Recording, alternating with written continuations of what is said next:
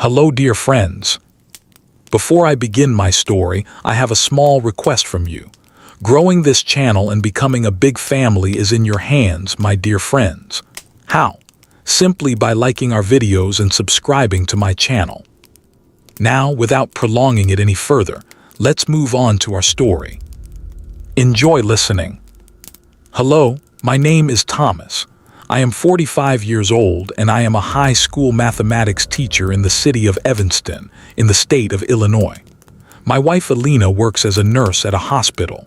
Our only child, Oliver, is 16 years old and a senior in high school. For many years, our life never changed from the routine of a typical public employee family. It was always the same. We would wake up early in the morning, everyone would go to their own school or job, and in the evenings we would meet at the dinner table and shake off the fatigue of the day.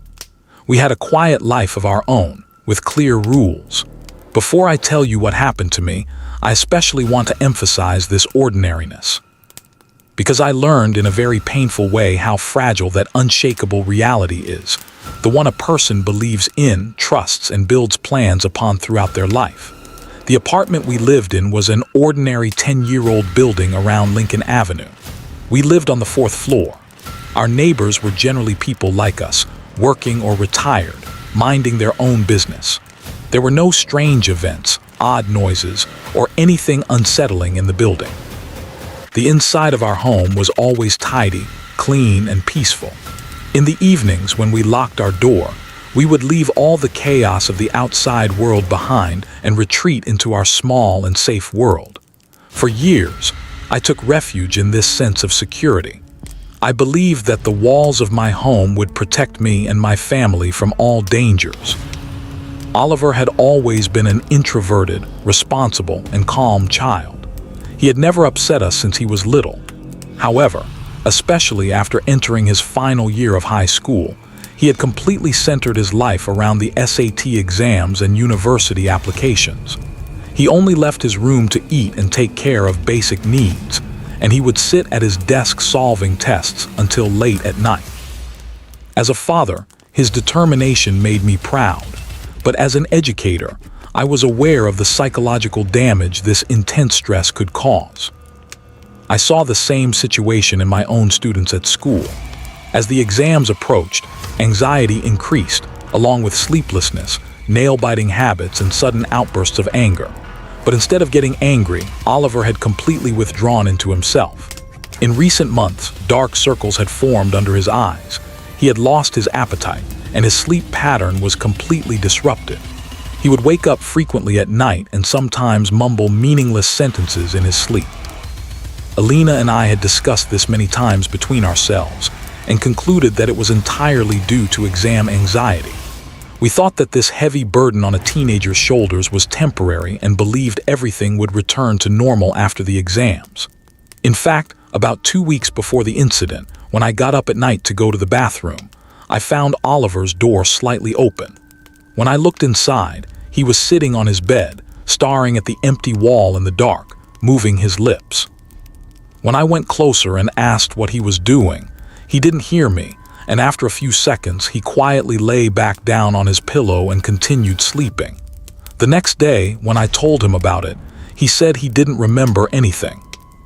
Both Elena and I decided that this was something like mild sleepwalking caused by exam stress. We didn't prolong the issue so as not to stress the child further. Due to my wife Elena's job, working in shifts was one of the most important factors shaping the order of our home. At least 2 or 3 nights a week, she would be on duty at the hospital. On the nights when Elena was not home, our house would become much quieter than usual. Oliver would study in his room, and I would either read papers in the living room or fall asleep while watching something on television.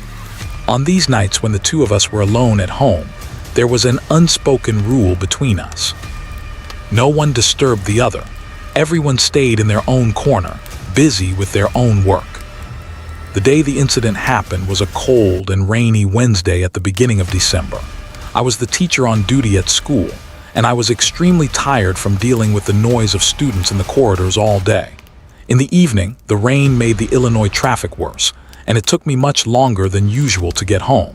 When I stepped inside, I was carrying a heavy fatigue. Elena had prepared dinner. The pleasant smell coming from the kitchen took away all the stress of the day at that moment. At the dinner table, as usual, we talked about daily matters, school, and the workload at the hospital. Oliver was distracted again. He was slowly drinking his soup, not taking his eyes off his plate. Elena, with motherly concern, tried to put more food on his plate. "Oliver, have some more chicken, son. You spend all day at that desk using your energy," she said in a worried tone. Oliver shrugged. "I don't feel like it, Mom. My stomach has been nauseous since this morning." The practice test didn't go well. I'm stuck thinking about it. I stepped in. "Son, there's still plenty of time before the exams. It's not right to wear yourself out this much over one bad test. Your health is more important than anything." Oliver just nodded. He quickly finished his meal and went back to his room, saying he needed to solve more tests. Elena let out a deep sigh behind him. "This child really worries me, Thomas," she said while clearing the table. "I know he's not sleeping at night. His eyes are completely dark underneath. Should I get an appointment at the hospital, maybe take him to psychiatry?" "There are only a few months left until the exam, Elena," I said, trying to calm her. "They're all in the same situation. The kids in my class are no different. Once this process ends, he'll recover. Let's not push him too much and make him panic more." Elena nodded, though she wasn't fully convinced. Around 8 o'clock, she got ready and left for her shift. When I closed and locked the door behind her, that familiar heavy silence settled over the house again. The continuous sound of rain outside made the silence inside even more pronounced. I went to the living room and turned on the television. After flipping through the news channels for a while, I spread the exam papers I needed to grade on the coffee table. They were the mathematics exams of the 11th graders. Reading papers and correcting mistakes was a responsibility that took my mind away from daily troubles. There was nothing but my red pen, the papers, and me. I read papers for about 2 hours without getting up. As it approached 11:30, the silence in the house began to press on my ears. I had completely turned down the television. From outside, only the occasional sound of passing cars and the raindrops hitting the window could be heard. I felt my eyes getting heavy. Fatigue of the day settled onto my shoulders. I gathered the papers and put them into my bag. As I left the living room and stepped into the corridor, I saw the light seeping from under Oliver's door. He was still awake. I approached the door and listened. I could hear the faint scratching sound of his pen on paper. I wanted to go in and tell him to sleep, but knowing that interrupting a teenager while studying could backfire, I gave up. I went to my bedroom, put on my night clothes, and lay down. Watching the rain hit the window, I felt the thoughts in my mind slowly fade away. And within a short time, I fell into a deep sleep. I don't know how long I slept. Even in the deepest part of sleep, a person is always alert to something unusual within their home. I suddenly opened my eyes, pulled out of the depths of my mind by a strange feeling. My body was completely motionless, but my consciousness had awakened within seconds. The room was pitch dark. I didn't sit up. I just stared at the ceiling and listened. There is a very strange instinct when a person wakes up in the middle of the night in their own home and listens to their surroundings. The mind, sensing that something is wrong or unexpected, puts the body on alert. There was no movement around. The rain outside had stopped. The house was buried in a deep silence. My eyes shifted to the digital clock on the nightstand. The green numbers showed 3:17 in the morning. I tried to understand why I had woken up. Had I seen a dream? Or had a sound from outside woken me? There was an indescribable unease inside me. It felt like a weight had settled on my chest. Just as I was about to close my eyes again and try to sleep, I heard that sound coming from the other end of the corridor, from Oliver's room. "Dad, water." The tone of the voice was so exhausted, so full of pain that I flinched where I lay. It was Oliver's voice, but it sounded as if his throat had been torn, as if the words were being forced out of his mouth. The grogginess of sleep vanished instantly. A father's most basic instinct had taken over. I thought my son was sick, that the weakness he had been experiencing for days and the nausea from earlier had reached a serious level. Maybe he had started deliriously rambling due to a high fever. Assuming he was experiencing a physical collapse, I quickly jumped out of bed. I stepped into the hallway barefoot. The inside of the house was quite cold. I didn't turn on the hallway light. At the end of the corridor, Oliver's bedroom door was closed, and no light was seeping from underneath anymore. So he had fallen asleep. But he had probably woken up from his sleep because of a fever or severe pain and was asking me for help. Quickening my steps, I headed to the kitchen first. The faint light coming from the street lamp through the kitchen window slightly illuminated the surroundings.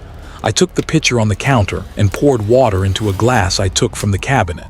The sound of the water filling the glass felt overwhelmingly loud in the dead silence of the house. For a moment, I almost dropped the glass. My hands were slightly trembling. After filling it, I gripped the glass tightly and left the kitchen. As I walked down the corridor toward Oliver's room, I heard another faint groan coming from inside. It sounded like he was struggling to breathe, writhing in pain on his bed. I sped up even more. A deep anxieties filled me. Had something he ate at dinner caused food poisoning? Within seconds, my mind produced dozens of different scenarios. I wanted to reach him as soon as possible, check his condition, and if necessary, call Elena immediately and take him to the hospital emergency room. My fatherly instinct suppressed the fear and made me focus entirely on finding a solution. When I reached his door, those painful groans had stopped. I stood at the door with the glass of water in my hand. There was no sound coming from inside. I took a deep breath. Slowly lowering the door handle, I pulled the door toward myself. A slight creak came from the hinges. Inside was completely dark. The dim light from the corridor only illuminated the part of the room where his desk was. As my eyes tried to adjust to the darkness, I directed my gaze straight to his bed on the left. At that moment, I felt my whole body freeze and my breath not in my throat. There was no connection between what I expected to see and what I actually saw. My son, whom I had thought was writhing in pain, groaning, and asking me for help just seconds ago, was lying in his bed. But he wasn't in pain, he wasn't writhing. He had pulled his thick blanket up to his chest, his face turned toward the door, and he was sleeping deeply with extremely calm, steady breaths. There was not the slightest sign of discomfort or movement in the room. There was no trace of the restless movements of someone with a fever or in pain. Only his regular, peaceful breathing could be heard. His chest was slowly rising and falling. The expression on his face was completely relaxed, carrying that innocent look of deep sleep. I stood frozen at the doorway with the glass of water in my hand. My mind struggled to make sense of what I was seeing. The human brain is programmed to immediately produce the most logical and acceptable scenario when faced with something it cannot explain. My son had asked me for water just seconds ago. I had heard his voice, that pain-filled groan, with my own ears. Could a person not recognize their own child's voice? It was impossible for that voice, which sounded like it was suffering and begging for help, to fall into such a deep and peaceful sleep right after. I couldn't take my eyes off Oliver's face. I was certain he was asleep, dreaming, and physically not in any pain. My mind searched for a way out. Had my brain played a trick on me? Maybe he had been talking in his sleep. Maybe he was having a nightmare due to exam stress, and I had heard the external expression of that dream, his sleep talking. I reminded myself that I had seen him sitting on his bed talking in the middle of the night not long ago. Yes, this was the most explainable situation. It was a small trick played by a tired body and a mind crushed under stress in the middle of the night. The child had asked for water in his dream, groaned in distress, and by the time I brought the water, he had fallen back into a deep sleep. As the deep anxieties inside me slowly gave way to relief, I placed the glass on his desk and decided to at least cover him a bit more. Being sure that he was okay had relaxed me. Just as I lifted my right foot to step into the room, the event I would never forget for the rest of my life, the moment when my logic collapsed and would be carved into the depths of my mind, happened. At that exact moment, from the ceiling of the room, right above me, I heard Oliver's same exhausted, pain-filled voice again. "Didn't you bring me the water?" That voice, suspended in the short distance between me and the ceiling, shattered all logical thoughts in my mind within seconds. The human brain is programmed to place every extraordinary situation it encounters into a chain of causality, to fit it into an acceptable explanation. For the first few seconds, I tried to perceive what I heard as a noise coming from outside, the television of the upstairs neighbor, or a cruel trick my own mind was playing on me. But the tone, the emphasis, and that sickly timbre that seemed to seep directly from the middle of the ceiling, as if through the concrete, were exactly the same as the voice of my son I had heard in pain just moments ago in the corridor. At that moment, I realized I had forgotten to breathe. I felt as if all the blood had drained from my body, and a freezing, paralyzing cold spread from my toes to the roots of my hair. I slowly lifted my head. My eyes searched the dark ceiling for a mark, an opening, any physical sign that my mind could comprehend. There was nothing, just a flat, white ceiling fading into the darkness. I slowly lowered my gaze back to the bed. Oliver had not changed his position at all and continued sleeping deeply, his chest rising and falling steadily. At that moment, I instinctively staggered backward. I was gripping the glass of water so tightly that I thought my knuckles were aching and the glass was cutting into my palm. Struggling hard not to drop it, I retreated back to the doorway. I didn't know what that presence was or where that voice had come from, but it was inside my home, in my son's room with us.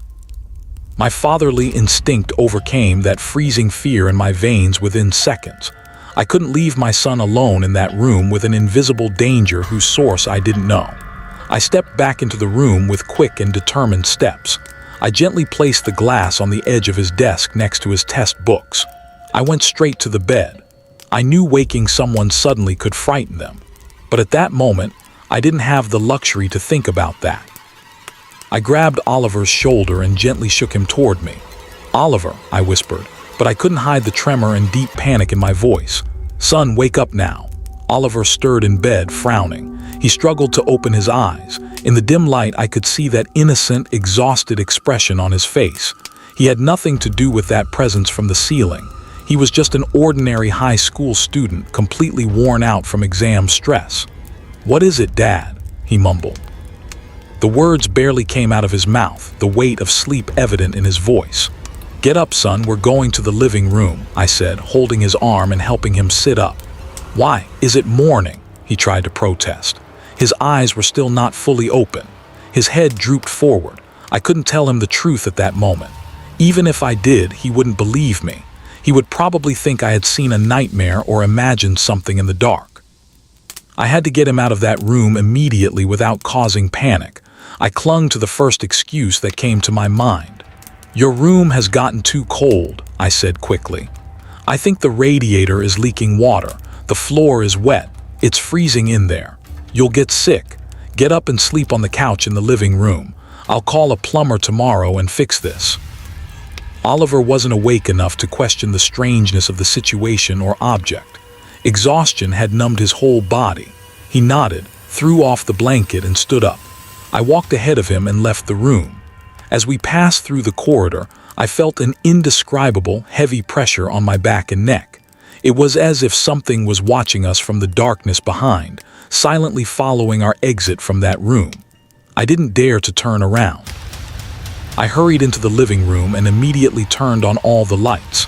The light filling the room slightly eased the dark terror inside me. Oliver went and lay down on the couch. I covered him with a thick guest blanket I took from the cabinet in the living room. The moment he put his head on the pillow, he fell back into that deep sleep within seconds. As for me, I sat on the armchair directly across from him. I didn't take my eyes off the living room door that opened to the corridor for even a second. The inside of my home, these four walls where I had lived safely for years and knew every corner by heart, now felt completely foreign and unsafe. I sat there stiff as a board until morning.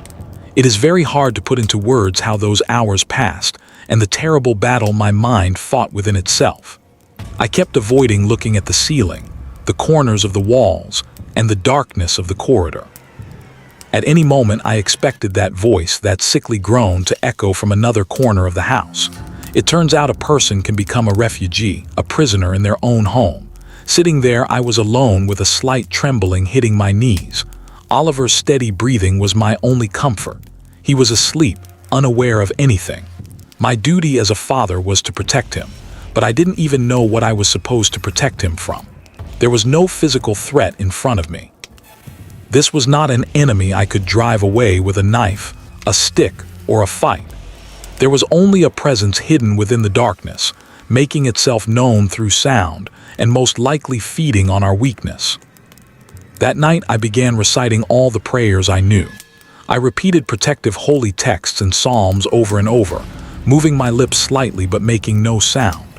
As I prayed, I felt that heavy pressure on my chest slowly begin to ease. That night, that presence did not reveal itself again. The house sank into a deep silence, but I could feel with every cell of my body that that invisible danger was still somewhere in our home, waiting with us. When the first light of morning began to seep through the window, around 8 o'clock the front door lock turned. Elena had returned from the hospital. She walked in, dragging her steps with the exhaustion of her shift. When she headed into the living room and saw the lights on, me sitting upright in the armchair, and Oliver sleeping on the couch, she paused. "Thomas, what are you doing here at this hour?" she said, setting her bag aside. Her eyes scanned me. "Your face is completely pale. Are you sick?" I stood up. "Elena, let's go to the kitchen. We need to talk," I said, keeping my voice low. When we went into the kitchen and closed the door, I told her everything that had happened during the night. The groan in Oliver's room, what I saw when I brought the water, and finally that sentence I heard from the ceiling, without leaving out a single detail. Elena listened to me silently. The expression on her face first turned to surprise, then shifted into a professional evaluation reflex. As a healthcare worker, she approached things from the perspective of medicine, from the window of science. "Thomas, you're exhausted. The noise at school all day, then grading papers at night. Your brain played a trick on you. You may have experienced sleep paralysis. Sometimes a person thinks they're awake, believes they're walking around, but their mind is still dreaming. You're under extreme stress too. There's a place for this in medicine. The human brain can hear things under extreme fatigue. It can perceive things that aren't there as if they exist," she said, trying to calm me while holding my hands. I slowly pulled my hands away. "It wasn't sleep paralysis, Elena," I said firmly. "I was standing, I got water from the kitchen, I walked to the room and I placed the glass on the table. If you don't believe me, if medical explanations completely satisfy you, then let's go check the room. That glass is still on the table." I said this with such certainty and conviction that the confident expression on Elena's face gave way to deep doubt and concern. She left the kitchen with me. When we reached Oliver's room, even in daylight, stepping into that room created a strong resistance inside me. Elena pushed the door open and went in. I watched her from the doorway. Her eyes went straight to the desk. The glass I had taken from the kitchen cabinet was exactly where I had left it the night before, right next to the test books. The water inside was completely still. The silent presence of that glass in the dark room was proof of everything I had said. Elena looked at the glass, then turned to me. At that moment, I saw the scientific shield on her face completely fall away. I witnessed the reflection of a mother's protective instinct and the primal fear humans feel toward the unknown.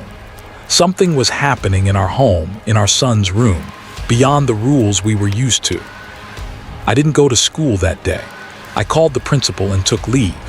In the afternoon, when Oliver woke up, had his breakfast unaware of everything and went to school, Elena and I left the house together. We went to see Father Miller, one of the old clergy members of the area. Despite being retired, Father Miller was a respected, level-headed man in the neighborhood, knowledgeable about matters of faith and extremely calm. He welcomed us into the small living room of his house. When we explained the situation, he listened carefully without interrupting. He took a sip of his tea and lowered his head, thinking silently for a while. "My children," he began. His voice was reassuring. "The human mind and body are not made up of only material things in this world. In our belief, situations where spirituality weakens, where a person is constantly left alone with dark thoughts, fear, and sorrow, have always been seen as a sign of vulnerability. Your son has been wearing himself down with stress in that room for months. Sleeplessness, intense anxiety, spending hours alone in that dim light, mental exhaustion. These are like an open door for beings that share the same realm as us but remain unseen. That room has been filled so much with the child's heavy psychology and negative energy that these beings have settled there to feed on that sorrow. Elena interrupted anxiously. Her voice trembled. "Father, will they harm my son? What do they want from us? Do we need to leave the house?" Father Miller shook his head. A faint, calming smile appeared on his face. "Do not be afraid, my child. Those beings do not have the power to physically harm a human, to touch them and cause pain. Their only power is suggestion, to instill fear in the mind. They feed on the weakness within a person. The voice your husband heard was not your son's voice. In fact, that voice was not an attempt to communicate with you in the way you understand. They do not engage in dialogue with humans in that sense. They simply sense your greatest weakness, your deepest fear. Your husband's greatest weakness was his child. They reflected his own fear back to him like a mirror by using his fatherly instincts in that moment of panic.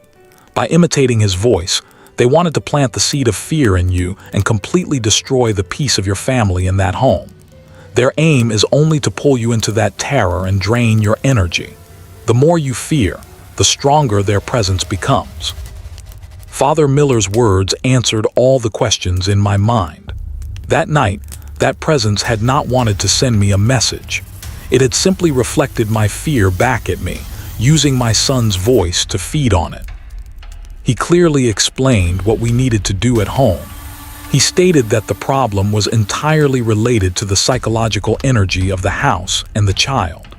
He advised us to remove the room from darkness, to recite holy texts in the house, and to pull the child out of that pit of isolation. When we returned home, the first thing we did was move Oliver's study desk out of that dark room. We placed it in the brightest, most spacious corner of the living room. When he came home from school that evening, we told him that his room had become too stuffy and that it would be better for him to study in the living room with us during the winter months. Although he initially objected, thinking his routine was being disrupted, once we moved his things, he realized that this bright environment made him feel better. Following Father Miller's advice, we recited prayers in the house at certain times. We focused on changing the spiritual atmosphere of the home and turning that room back into a bright place. Elena made an appointment with a specialist psychologist she knew from the hospital and ensured that Oliver received professional support for managing stress during the exam process. In the evenings, we turned off the television and sat together as a family, talking. We did everything we could to break down the wall of loneliness our son had built around himself. We never kept that room's door closed at night again.